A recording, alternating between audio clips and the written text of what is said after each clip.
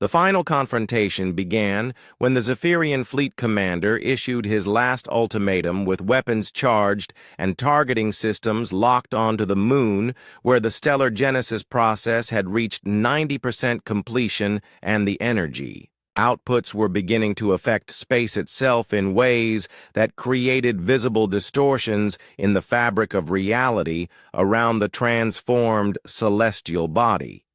Jake Morrison stood in the command center of the New Horizon, knowing that the next few minutes would determine not only the fate of his crew, but the future of human civilization, and he made a decision that would echo through galactic history when he opened a communication channel that broadcast on all frequencies so that every ship in the system and every monitoring station throughout the galaxy could witness what was about to happen. The human captain began his transmission by acknowledging the legitimate concerns of the alien fleet and the fear that an uncontrolled stellar birth could devastate multiple star systems, but he also explained that humanity had not awakened an ancient weapon of mass destruction, but had instead discovered and learned to control a cosmic construction tool that could benefit every civilization. In the galaxy, Amy Foster appeared on the communication screen surrounded by her biological interface equipment, and she demonstrated how the microorganism networks responded to her commands by adjusting the energy conversion rates and modifying the crystalline matrix configurations in real time, while explaining that the ancient systems were not autonomous but required conscious guidance from intelligent operators. Lisa Barnes showed the assembled alien fleet how her engineering modifications had created control systems that could regulate every aspect of the stellar genesis process, and she proved that the humans could slow or accelerate or even completely halt the transformation if necessary by demonstrating precise adjustments to the power output levels. Ryan Carter presented his geological analysis of the moon's internal transformation and explained how the ancient architect program was designed to create stars with specific predetermined characteristics rather than the random and chaotic stellar births that occurred naturally, and he showed how the mathematical models could be adjusted to produce exactly the kind of controlled energy source that the galaxy needed. The demonstration that followed would be remembered as one of the most spectacular displays of cosmic engineering that any galactic civilization had ever witnessed, as the human team guided the stellar genesis process through its final phase while maintaining perfect control over every aspect of the transformation. The moon's surface began to glow with the light of nuclear fusion, as the ancient systems reached the critical threshold where matter conversion became self-sustaining, but instead of the chaotic explosion that the alien observers expected, the process followed the precise parameters that the humans had programmed into the biological computers. The energy release was carefully modulated to prevent any disruption to the surrounding space, and the electromagnetic radiation was channeled through crystalline conduits that directed the stellar wind into patterns that would enhance rather than interfere with existing planetary systems. And the birth of the new star was as gentle and controlled as the sunrise on a peaceful world. The alien fleet found themselves witnesses to something that defied every prediction and expectation, as the humans demonstrated capabilities that exceeded those of civilizations that had existed for millions of years, and the new star that emerged from the transformation was not a threat to galactic stability, but was instead a beacon of hope for unlimited clean energy.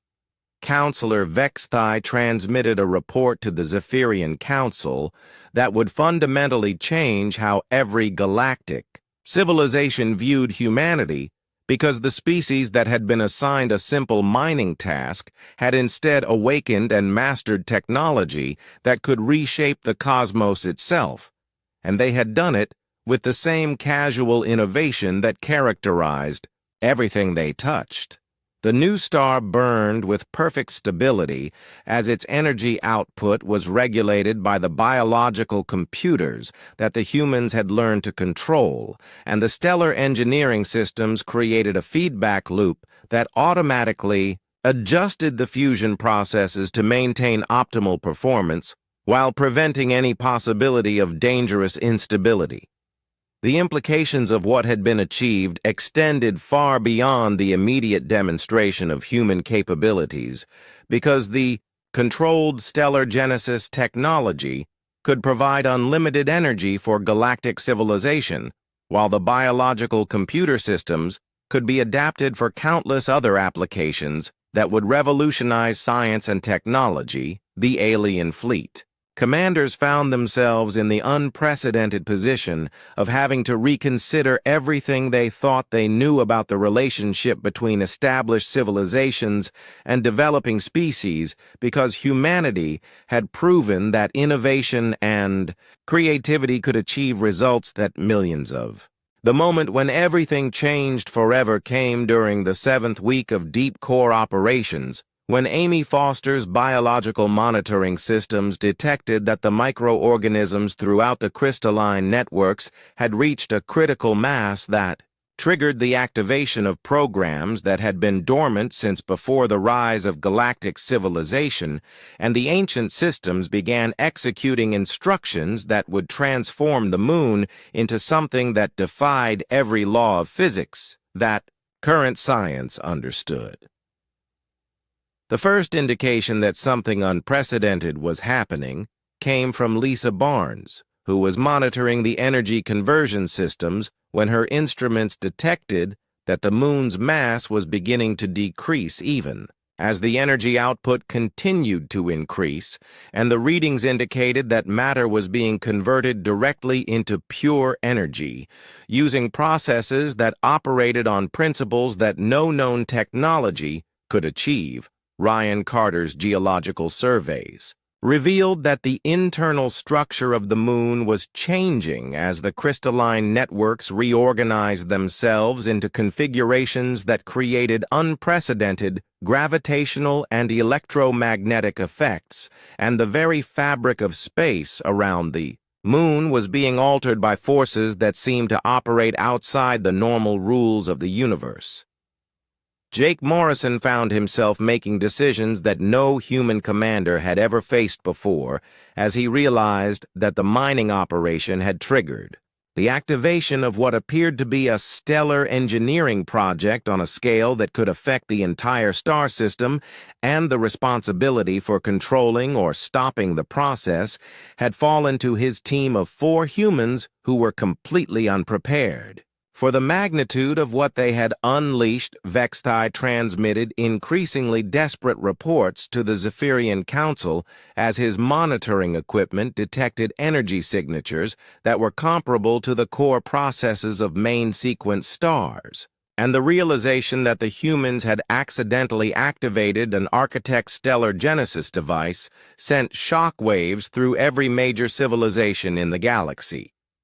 The Council's emergency response protocols had been designed to handle planetary disasters or system-wide conflicts, but nothing in their experience had prepared them for a situation where a developing species had awakened technology that could literally create new stars, and the implications for galactic stability were beyond calculation. Emergency fleets were dispatched from a dozen different star systems, as the major galactic powers scrambled to respond to what appeared to be an existential threat to cosmic order, and the fastest ships would arrive within days carrying weapons and technology designed to contain or destroy whatever the humans had activated before it could spread beyond the local system. But the human team was not waiting for outside intervention, because they had begun to understand that the ancient systems were not operating randomly, but were following a carefully designed program that could be influenced and controlled if they could learn to communicate with the biological interfaces that Amy had been studying.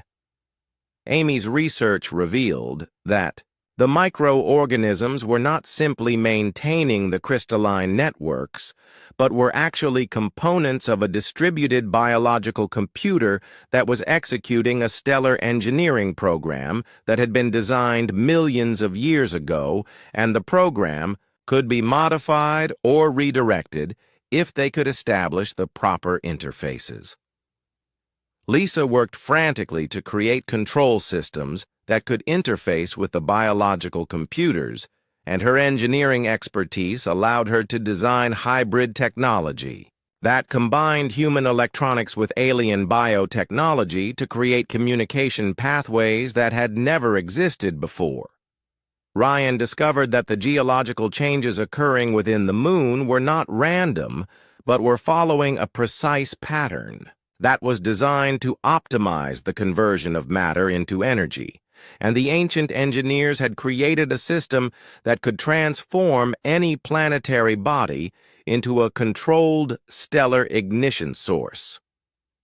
The scale of what they were witnessing became clear when Jake realized that the moon was not being destroyed by the energy conversion process, but was being transformed into something that was more like a technological artifact than a natural celestial body, and the architects had designed a system that could create new stars with predetermined characteristics and controlled energy outputs. The implications of this discovery were staggering,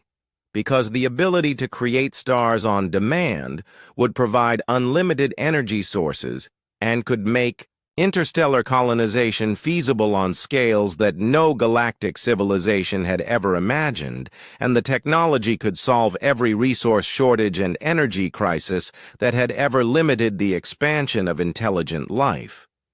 But the immediate problem was that the stellar genesis process was approaching a critical threshold beyond which it would become irreversible, and the moon would complete its transformation into a new star, whether the humans wanted it to or not, and the energy release could potentially destabilize the orbits of every planet in the system.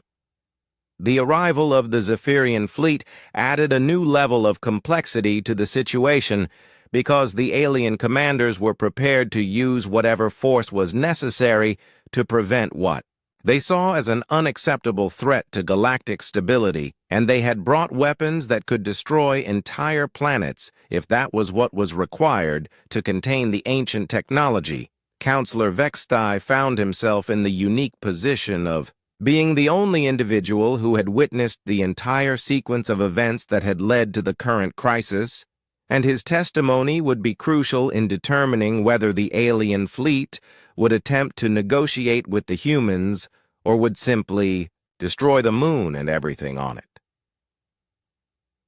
The confrontation that followed would be remembered as one of the most important moments in galactic history, as Jake Morrison stood in the communications center of the New Horizon and faced a choice that would determine not only the fate of his crew, but the future relationship between humanity and the established galactic powers. The alien fleet commander demanded that the humans immediately cease all activities and evacuate the moon so that it could be destroyed before the stellar genesis process reached completion. And the tone of the communications made it clear that this was not a request, but an ultimatum backed by overwhelming military force. But Jake's response surprised everyone, including his own crew, when he calmly explained that the humans had not only learned to control the ancient technology, but had discovered that the stellar genesis process could be guided and shaped to produce exactly the kind of controlled energy source that the galaxy desperately needed. Amy's biological interfaces had established communication with the distributed computer systems,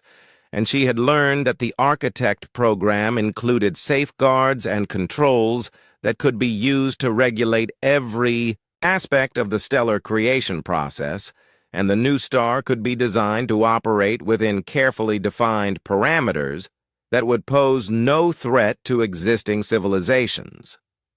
Lisa's engineering modifications had created control systems that allowed the human team to monitor and adjust the energy conversion processes in real time, and she had demonstrated that the stellar genesis could be slowed or accelerated or even reversed if necessary to prevent any unwanted consequences. Ryan's geological expertise had revealed that the moon's transformation was following a precise mathematical model that could be modified to produce stars with specific characteristics and energy outputs, and the ancient technology was far more sophisticated and controllable than anyone had initially realized. The human team was not simply witnesses to an uncontrolled cosmic catastrophe, but had become the architects of a controlled stellar birth that could provide clean, unlimited energy without any of the destructive side effects that the alien powers feared.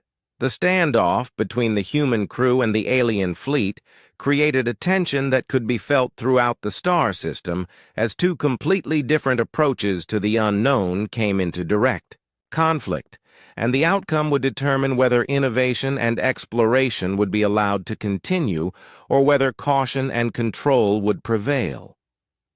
The ancient technology continued its transformation of the moon while the humans worked to demonstrate their control over the process, and the aliens prepared for military intervention, and the next few hours would determine whether a new star would be born through cooperation and understanding, or whether fear and misunderstanding would lead to the destruction of one of the greatest discoveries in galactic history. The energy readings from the moon continued to increase as the stellar genesis process approached the point of no return,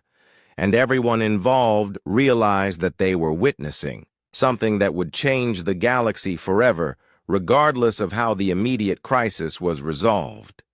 Jake Morrison found himself at the center of a cosmic drama that had begun with a simple mining assignment and had evolved into a confrontation that would determine whether humanity would be accepted as a partner in galactic civilization or would be seen as a threat that had to be controlled or eliminated. The transformation of the mining operation into something unprecedented reached a critical threshold when Ryan Carter's deep core surveys revealed that the crystalline networks extended not just across the moon's surface, but penetrated all the way to its molten center, where they interfaced with geological processes that had been dormant for millions of years.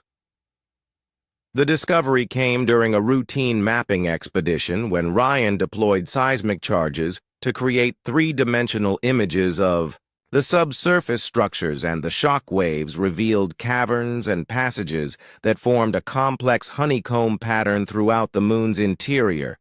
and these spaces were filled with crystalline formations that dwarfed anything they had found on the surface. Jake Morrison stood in the command center reviewing the seismic data with a mixture of excitement and growing concern, because the scale of what they had uncovered was far beyond anything that the original mission parameters had prepared them to handle, and he realized that they were no longer conducting a simple mining operation, but were exploring the remains of an ancient civilization. The crystalline structures in the deep caverns were not natural geological formations, but were clearly artificial constructs that had been built by intelligence that understood principles of engineering and energy manipulation that were far advanced beyond current galactic technology and the harmonic frequencies that activated the surface. Crystals were having even more dramatic effects on these deeper systems. Lisa Barnes had been monitoring energy readings from the modified mining equipment, and she noticed that power outputs were increasing exponentially as more of the underground networks came online, and the energy signatures were unlike anything in the databases of known power sources because they seemed to be drawing power from the moon's core itself. The biological systems that Amy Foster had been studying were also responding to the activation of the deeper networks, and the microorganisms that lived in the crystal formations were exhibiting behaviors that suggested they were components of a much larger and more complex system than anyone had initially realized. Amy's research revealed that the microorganisms were not separate life forms, but were actually the mobile maintenance and repair systems for the crystalline networks, and they had been dormant along with their host structures until the human mining activities provided the energy needed to reactivate their biological functions. The symbiotic relationship between the crystals and the microorganisms created a self-repairing and self-improving system that could adapt to changing conditions and optimize its performance based on the tasks it was required to perform. And this biological technology was far more sophisticated than anything that current galactic civilization had achieved. Vextai found himself in the unprecedented position of observing a species that was not simply using advanced technology, but was actually awakening and interacting with systems that were beyond the understanding of the most advanced civilizations in the galaxy, and his reports to the Council were met with skepticism and demands for more concrete evidence. The alien observer had been trained to monitor and evaluate the performance of developing species, but nothing in his education or experience had prepared him for the situation that was unfolding on the moon, and he began to suspect that the humans were not simply lucky or unusually innovative, but were somehow uniquely suited to interface with the ancient systems they had discovered.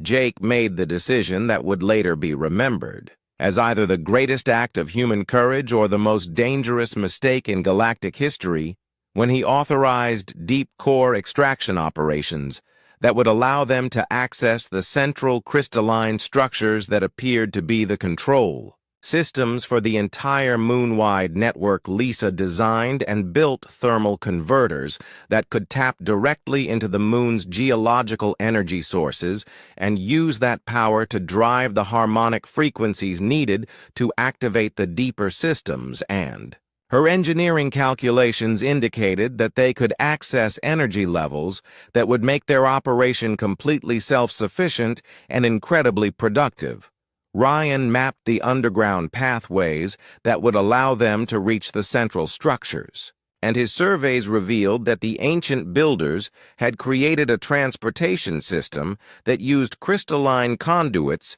to move materials and energy throughout the moon's interior, and these pathways were still functional after millions of years of dormancy. Amy prepared biological interfaces that would allow the human team to communicate with and control the microorganism networks that maintained the crystalline systems, and her research indicated that these biological computers could process information and make decisions with capabilities that exceeded the most advanced artificial intelligence systems. The first attempt to access the deep core systems produced results that exceeded even the most optimistic projections because the ancient technology responded to human innovation with an enthusiasm that suggested it had been designed to work with species that approached problems with creativity and determination rather than rigid adherence to established procedures. The energy outputs from the activated core systems were so intense that they had to be carefully regulated to prevent damage to the human equipment, and the crystalline networks began exhibiting behaviors that indicated they were not simply responding to commands, but were actively participating in the optimization of the mining operation.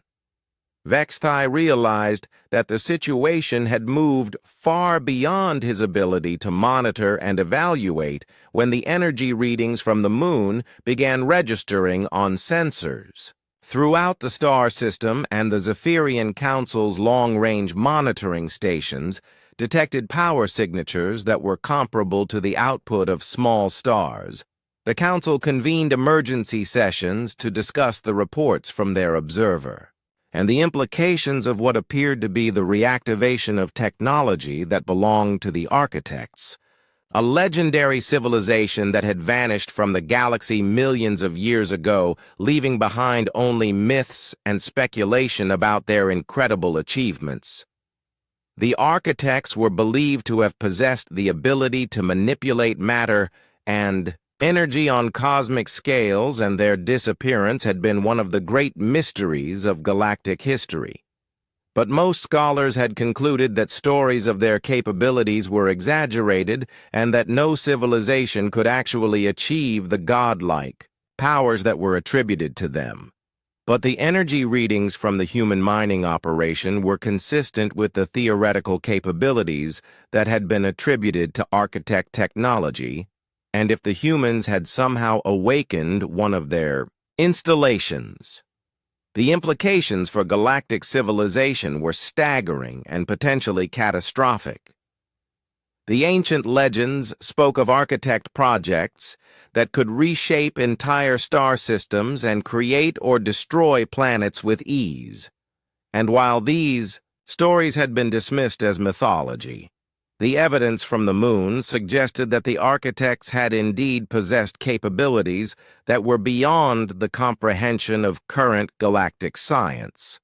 Amy's biological research revealed that the microorganisms living in the crystal networks contained genetic sequences that were millions of years old and that appeared to encode information about stellar engineering and cosmic construction projects that were far beyond anything that current civilization had attempted. Lisa's analysis of the energy systems indicated that the activated networks were not simply producing power, but were converting matter directly into energy using processes that violated several fundamental laws of physics as currently understood, and the implications of this discovery would revolutionize galactic technology if the knowledge could be safely contained and studied.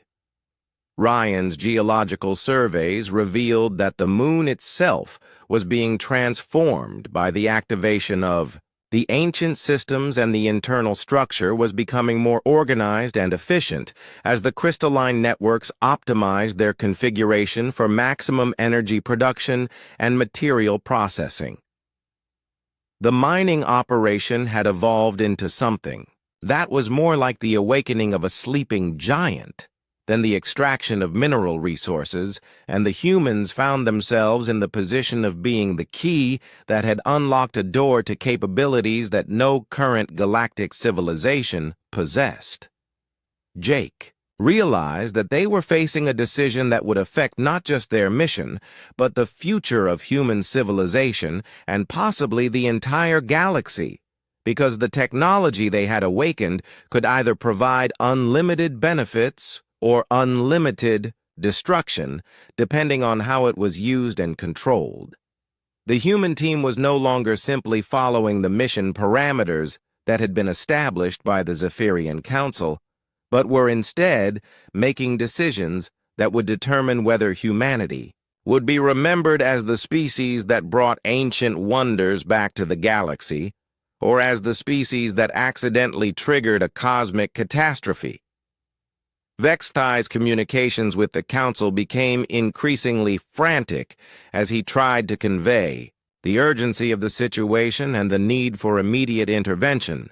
But the alien bureaucracy was struggling to comprehend reports that described events that seemed impossible according to all established scientific principles. The stage was set for a confrontation between human innovation and alien caution that would determine whether the ancient technology would be allowed to reach full activation, or whether the galaxy's established powers would intervene to prevent what they saw as an unacceptable risk. The first sign that something unusual was happening came during the third week of operations, when Ryan Carter made a discovery that would change everything about their approach to the mining project, and he was conducting routine geological surveys. With a combination of human seismic equipment and alien mineral scanners, when he noticed that the crystalline formations were responding to sound waves in ways that defied conventional physics. The crystals were not simply reflecting or absorbing, the acoustic energy, but instead they were amplifying and modifying the frequencies in patterns that suggested some kind of internal structure or organization that went far beyond anything that natural geological processes could explain. And when Ryan adjusted the frequency of his equipment to match the resonant harmonics of the formations, the results were spectacular. The entire crystal field began to vibrate in synchronization, and the normally clear minerals started to glow with an inner light that pulsed in rhythm with the sound waves. And Ryan realized that they were not dealing with ordinary crystalline deposits, but with some kind of advanced material that had been designed to respond to specific harmonic frequencies. He immediately contacted Jake Morrison, who was overseeing the construction of additional habitat modules, and within minutes, the entire senior staff had gathered around Ryan's equipment to witness the phenomenon that was unlike anything they had ever encountered in their years of space exploration and mining operations. Lisa Barnes was the first to grasp the implications of what they were seeing, because her engineering background allowed her to recognize that the harmonic response patterns indicated the presence of embedded systems or structures that could be activated and controlled using the right frequencies. And she began making calculations about how they might use this discovery to improve their mining efficiency.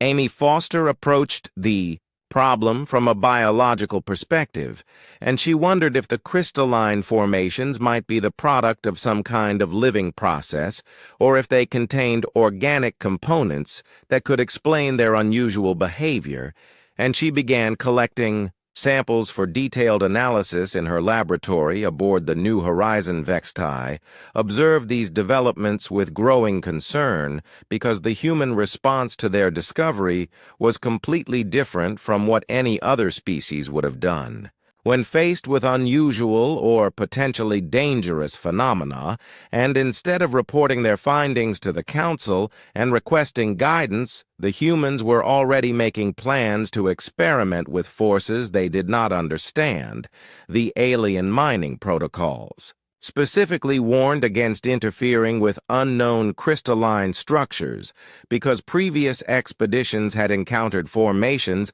that contained dangerous energy sources or defensive systems left behind by ancient civilizations. But the humans seemed to view these warnings as suggestions rather than absolute rules.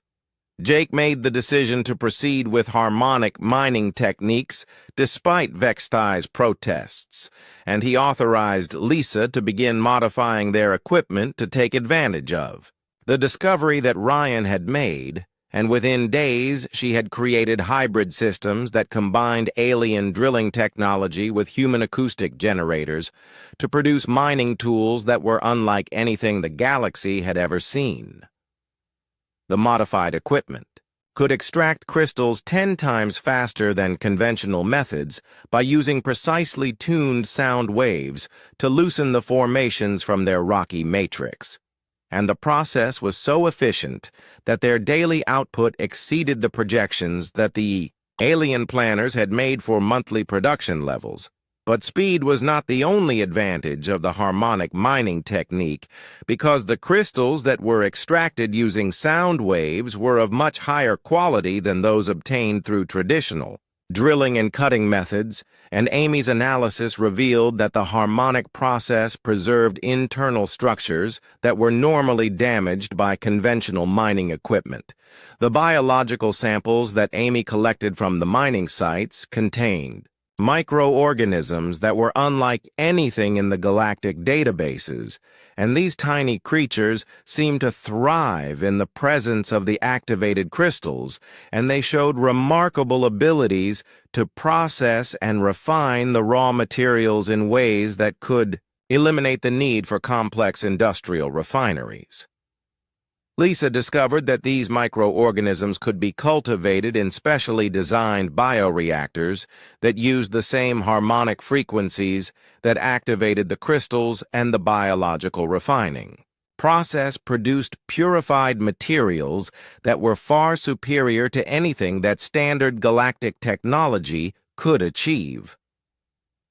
The combination of harmonic mining and biological refining created a production system that was not only incredibly efficient, but also completely self-sustaining because the microorganisms fed on the waste products from the mining operation, and their metabolic processes generated energy that could be used to power the acoustic equipment.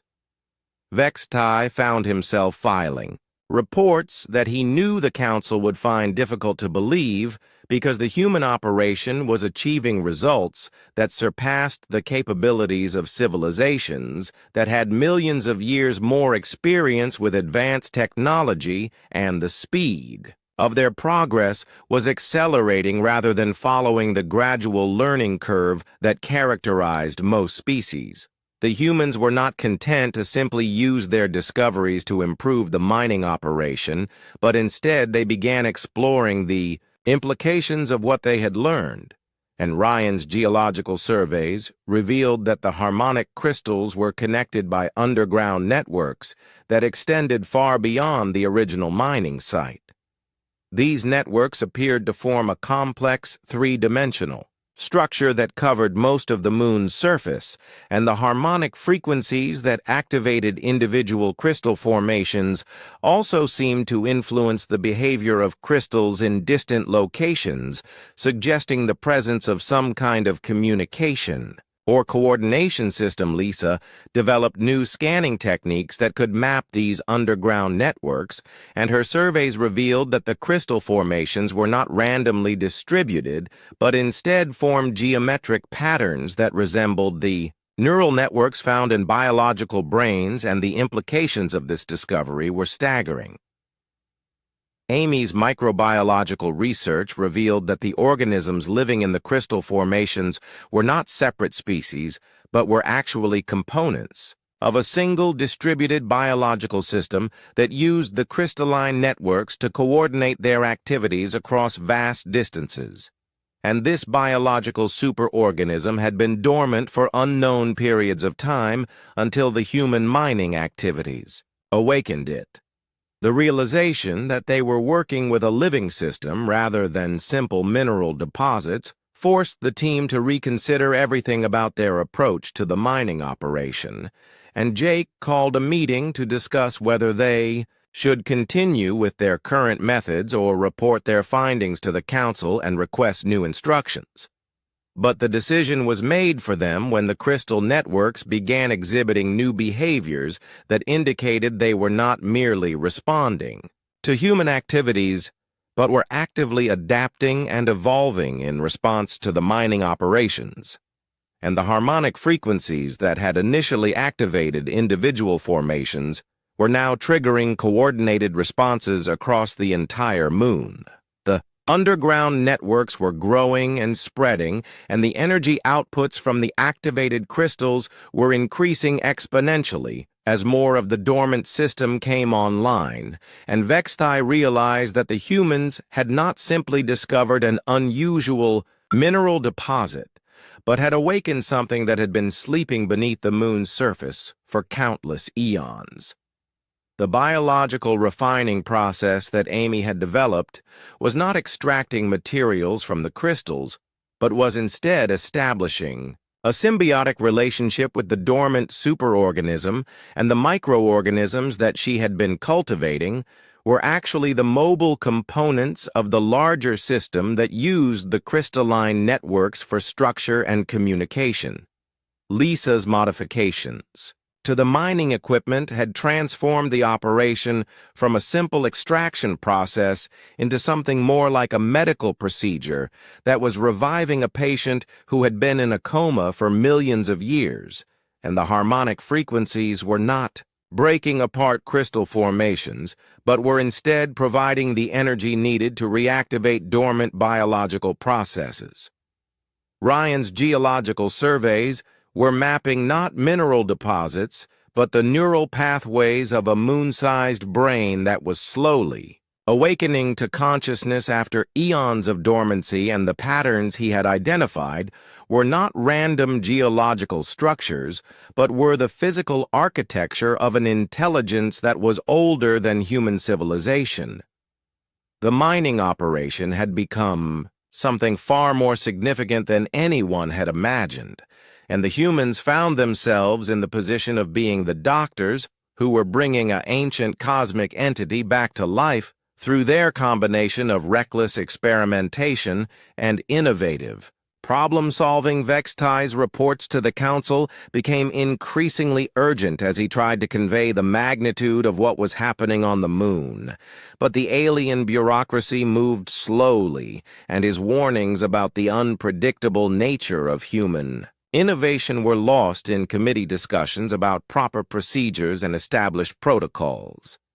The humans continued their work with growing excitement as they realized that they were not simply mining crystals, but were participating in the resurrection of something that had been ancient when their own species was still learning to make fire, and the implications of their discovery would soon extend far. The great hall of the Zephyrian Council stretched across miles of crystalline walls that hummed with ancient power, and the voices of 1,000 different species echoed through chambers that had seen the rise and fall of countless civilizations across the galaxy. But today, the topic was simple and almost boring to most of the assembled delegates who had gathered to discuss the newest species to achieve basic space travel. Counselor Vextai stood before the massive viewing screen that displayed a small blue and green planet spinning peacefully in the darkness of space, and his 3 eyes focused on the swirling white clouds that covered much of the world's surface, while his elongated fingers traced patterns in the air that brought up data streams and population statistics and technological assessments that floated around him like glowing insects. The humans had finally managed to build ships that could travel between stars, though their vessels were crude and loud and inefficient compared to the sleek craft that other species had developed over millions of years of evolution and refinement. But there was something about these particular creatures that had caught the attention of several council members, who believed they might be worth studying. Vextai had spent months reviewing the reports from the observation teams, who had been watching Earth from hidden positions in the outer reaches of their solar system, and the data showed a species that was both fascinating and troubling in equal measure, because while most civilizations developed technology in predictable patterns that followed established rules of physics and engineering, the humans seemed to approach every problem with a mixture of creativity and recklessness that often produced unexpected results. The decision to test them had been reached after lengthy debates about whether humanity was ready for contact with the greater galactic community, and while some council members argued that the species was too young and too unpredictable to be trusted with advanced knowledge, others believed that their unique approach to problem-solving might prove valuable if properly guided and controlled. The test would be simple and straightforward, because the Council had used similar challenges to evaluate hundreds of other species over the millennia, and the task involved establishing a mining operation on a barren moon to extract rare crystalline deposits that were valuable, but not particularly difficult to obtain using standard galactic techniques and equipment. The moon they had selected orbited a distant planet in the Kepler system, and its surface was covered with the kind of crystal formations that most species could harvest over the course of several centuries using careful, methodical approaches that minimized environmental impact and maximized long-term sustainability, and the Council expected the humans to follow the same basic procedures that had been proven effective across thousands of worlds. Captain Jake Morrison stood on the bridge of the starship New Horizon and watched the stars shift and blur as they dropped out of faster-than-light travel and the sight of their destination filled the main viewing screen with a pale gray sphere that looked cold and lifeless against the backdrop of space. But he knew that appearances could be deceiving, and that the seemingly empty moon held treasures that could change humanity's place in the galaxy.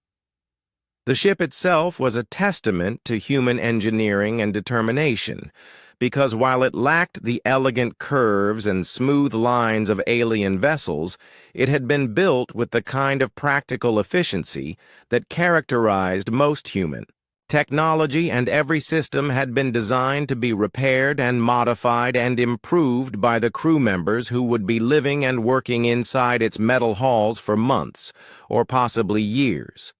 Lisa Barnes worked in the engine room where the massive fusion reactors hummed with barely contained power, and her hands moved across control panels with the confidence of someone who understood every bolt and wire and circuit that kept them moving through the endless darkness of space. And she had already begun making mental notes about how the alien equipment they had been given might be integrated with their existing systems. Ryan Carter spent his time in the geology lab studying the mineral samples and survey data that the aliens had provided, and his excitement was obvious to anyone who saw him bent over his instruments, because the crystal formations on the moon were unlike anything that had ever been discovered on Earth, and the potential applications for such materials could revolutionize everything from energy storage to computational systems. Amy Foster divided her attention between the biological samples that had been collected from various worlds they had visited during their journey and the sealed containers of alien microorganisms that the Council had included with their equipment, because while the moon appeared to be completely lifeless, she suspected that life had a way of appearing in the most unlikely places, and she wanted to be prepared for whatever they might encounter. The alien observer who traveled with them maintained his own quarters in a section of the ship that had been specially modified to accommodate his unique physiological needs, and Vexthai spent most of his time monitoring human communications and activities with the kind of detached curiosity that scientists might show when studying the behavior of laboratory animals. When they finally achieved orbit around the moon, Jake gathered his senior staff in the main conference room and activated the holographic display that showed a three-dimensional map of the surface features and mineral deposits that they would be working with over the coming months, and the scale of the operation was impressive even by human standards. The mining site stretched across hundreds of square kilometers of rough terrain where crystalline formations jutted from the ground like frozen lightning, and the alien surveys indicated that the deposits extended deep into the moon's crust in patterns. That suggested some kind of natural organization or structure that no one fully understood. Lisa studied the equipment specifications that the aliens had provided and compared them to the tools and machinery that they had brought from Earth, and she could already see ways to improve efficiency and increase output by combining human engineering principles with alien technology in ways that the original designers had probably never considered. Ryan examined the geological data with growing excitement as he realized that the crystal formations were not randomly distributed across the moon's surface, but instead followed specific patterns that corresponded to underground structures and energy flows that could indicate the presence of much larger deposits than anyone had initially suspected. Amy looked at the biological containment protocols that the aliens had established for working with the microorganisms, and she found them unnecessarily restrictive because the safety margins were so large that they would make meaningful research almost impossible, and she began planning modifications that would allow for more aggressive testing while still maintaining reasonable precautions.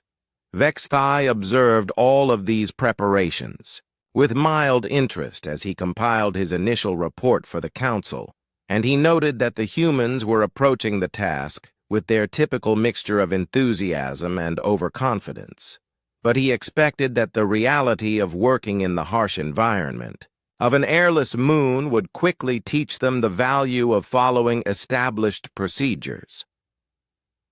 The first shuttles launched toward the surface the next morning, carrying equipment and supplies for the initial base camp, and Jake watched from the observation deck as the small craft descended through the vacuum toward the landing site that had been selected based on proximity to the richest mineral deposits and the most stable ground conditions.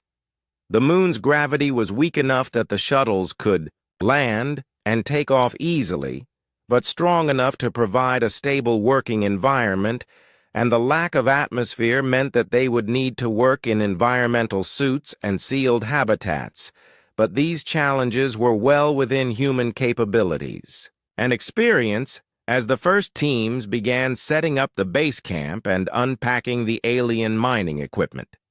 Vexithai made his first detailed observations about human work patterns, and he was surprised by the speed and efficiency with which they organized their operations, because most species required weeks or months to establish even basic facilities on a new world. But the humans had their primary habitat modules assembled and pressurized within days, and their initial survey teams were already exploring the crystal formations with instruments that combined alien sensors with human analytical techniques in ways that produced much more detailed information than either system could provide alone. The stage was set for what the Council expected to be a routine mining operation that would test human capabilities while providing valuable resources. But none of the alien observers could have predicted the extraordinary events that would unfold as humanity began to apply their unique approach to what they considered an ordinary task.